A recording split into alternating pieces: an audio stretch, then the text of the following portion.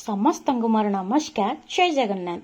2026-27 ଶିକ୍ଷାବର୍ଷର ଦ୍ୱିତୀୟ monthly cluster meeting ଅଦ୍ୟ ତା 1/8/26 ତାରିଖ ଅଗଷ୍ଟ ମାସର ପ୍ରଥମ ଶନିବାର ଦିନ ଅନୁଷ୍ଠିତ ହୋଇଥିଲା। ଏହି ମିଟିଂଟି ପୂର୍ବରୁ ମାସର ଶେଷ ଶନିବାରରେ ରଖାଯାଉଥିଲା, କିନ୍ତୁ ଏବେ ଏହା ପ୍ରତ୍ୟେକ ମାସର ପ୍ରଥମ ଶନିବାରରେ କରାଯାଉଛି।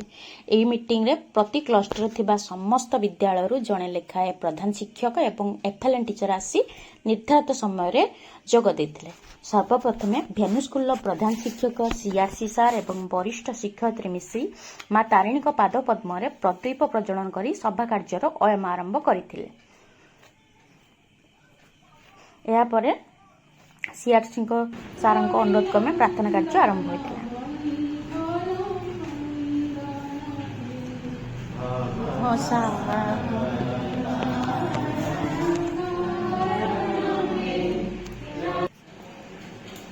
ପ୍ରାର୍ଥନା କାର୍ଯ୍ୟ ଶେଷରେ ସିଆର୍ସି ସାର୍ ଅଗଷ୍ଟ ମାସର କାର୍ଯ୍ୟସୂଚୀ ବଣ୍ଟନ କରି ପୂର୍ବ ମାସର ବିଷୟବସ୍ତୁକୁ ଆଲୋଚନା କରିଥିଲେ।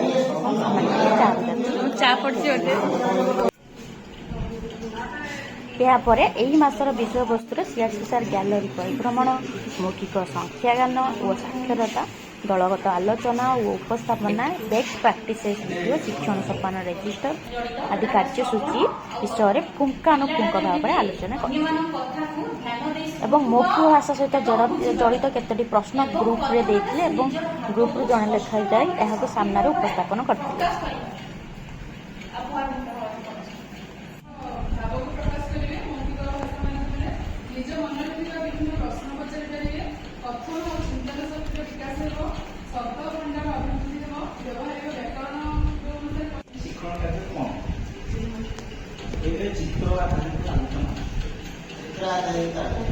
ଦଳଗତ ଉପସ୍ଥାପନା ପରେ ମଧ୍ୟାହ୍ନ ଭୋଜନ ବିରତି ହୋଇଥିଲା।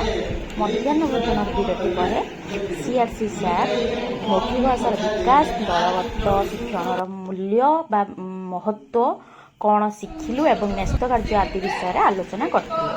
ଶେଷରେ ସମସ୍ତେ ବିଦାୟ ନେଇ ନିଜ ନିଜ ଘରକୁ ପ୍ରତ୍ୟାବର୍ତ୍ତନ କରିଥିଲେ। ରହିଲି। ଜୟ ଜଗନ୍ନାଥ।